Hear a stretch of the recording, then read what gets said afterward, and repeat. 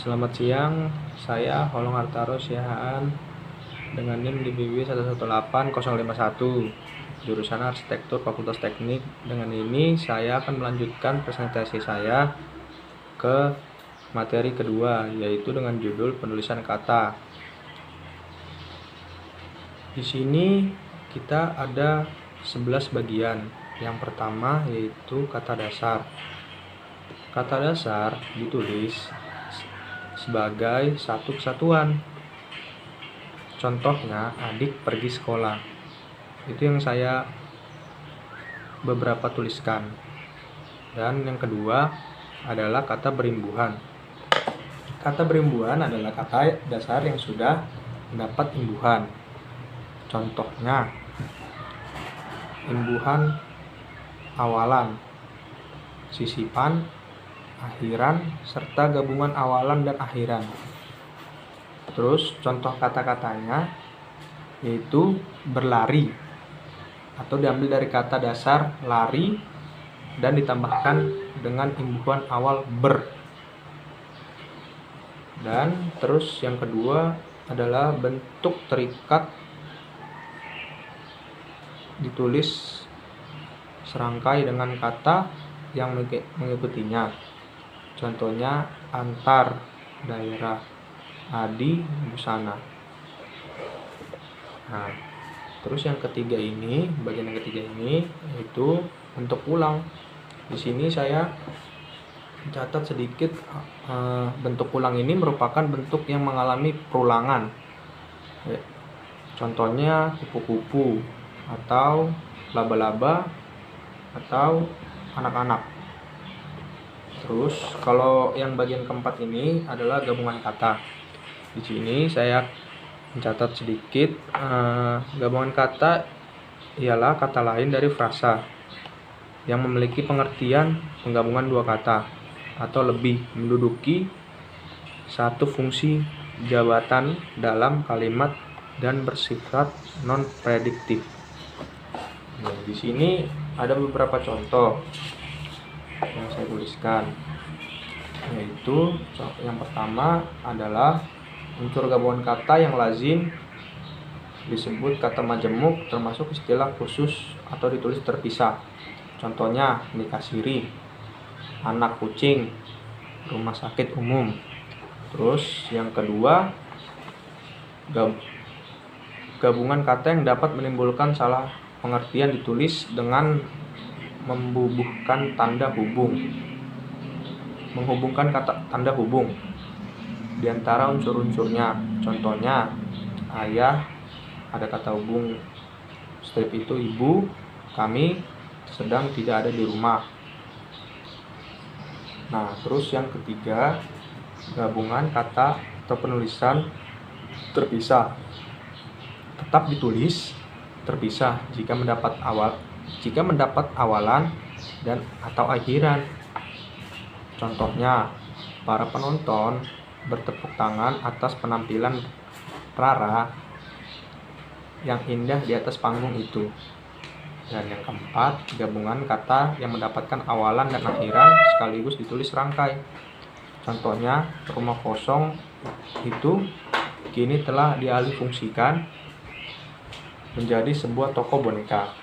Nah, terus yang terakhir, gabungan kata yang sudah ditulis serangkai. Contohnya multifungsi. Misal kata multifungsi itu. Nah, terus bagian yang kelima adalah pemenggalan kata. Nah, pemenggalan kata ini ada beberapa juga yang saya tuliskan juga. Yang pertama itu pemenggalan kata pada kata dasar dilakukan sebagai berikut. 1. Jika di tengah kata terdapat huruf vokal yang beruntun, pemenggalannya dilakukan di antara kedua vokal itu. Contohnya so, al, atau dan jail. Terus yang kedua itu adalah pemenggalan kata turunan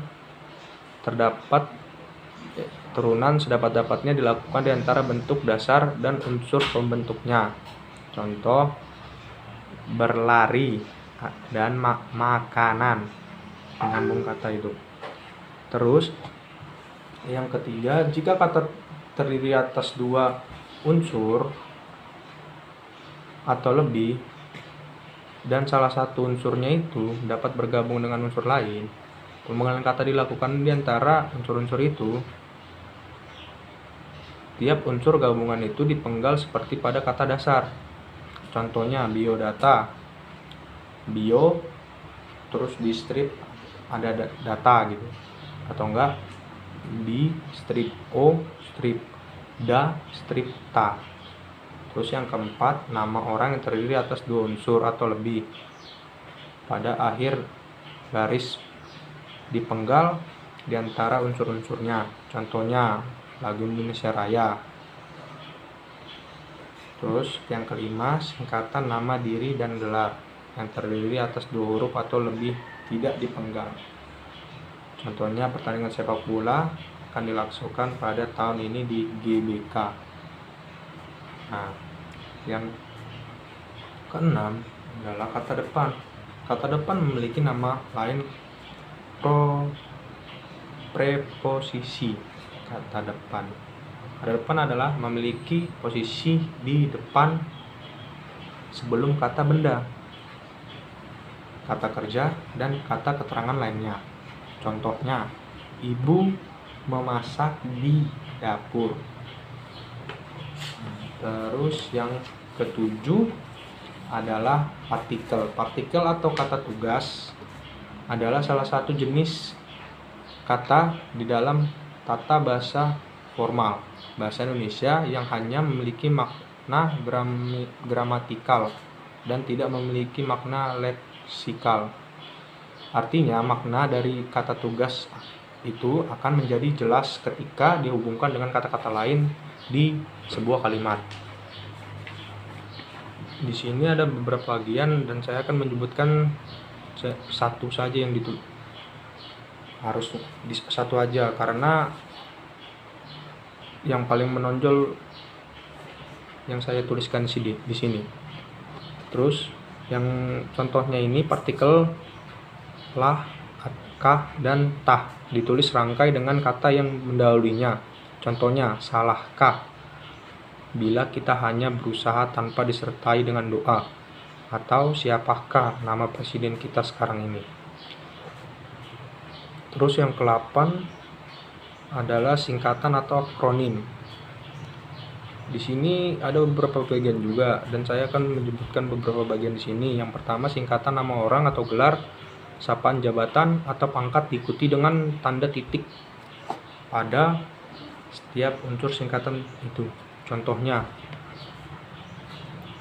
A.H. Nasution atau yang disebut Abdul Haris Nasution, dan S.T atau sarjana teknik. Yang kedua adalah singkatan yang terdiri atas huruf awalan setiap kata nama lembaga, pemerintah, dan kata tata negara, lembaga pendidikan, badan, atau organisasi. Setiap nama dokumen resmi ditulis dengan huruf tanpa tanda titik. Contohnya NKRI, Negara Kesatuan Republik Indonesia. Dan yang ke-9 adalah angka dan bilangan. Angka adalah kombinasi simbol digit yang digunakan atau yang dilambangkan suatu nilai bilangan dari 0, 1, 2, 3, 4, 5, 6, 7, 8, dan 9. Bilangan dalam teks yang dapat dinyatakan dengan satu atau dua kata ditulis dengan huruf, kecuali jika dipakai secara beruntun seperti dalam perincian. Contohnya, adik mempunyai 5 buah kelereng. Nah, terus yang ke-10, kata ganti, ku, kau, dan mu, dan satu lagi nya.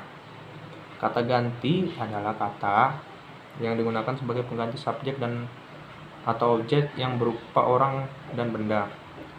Kata ganti ku dan kau ditulis serangkai dengan kata yang mengikutinya, sedangkan ku Mu dan nya ditulis serangkai dengan kata yang mendahulunya. Contohnya buku ini boleh kau baca. Terus yang terakhir, bagian yang terakhir di materi ini adalah kata sandang si dan sang. Kata si dan sang ditulis terpisah dari kata yang mengikutinya. Misalnya, surat itu dikembalikan kepada si pengirim. Toko itu memberikan hadiah kepada si pembeli. Ibu itu menghadiahkan sang suami kemeja batik. Pada umum ejaan bahasa Indonesia. Sekian presentasi saya dalam materi kedua ini. Terima kasih. Selamat siang.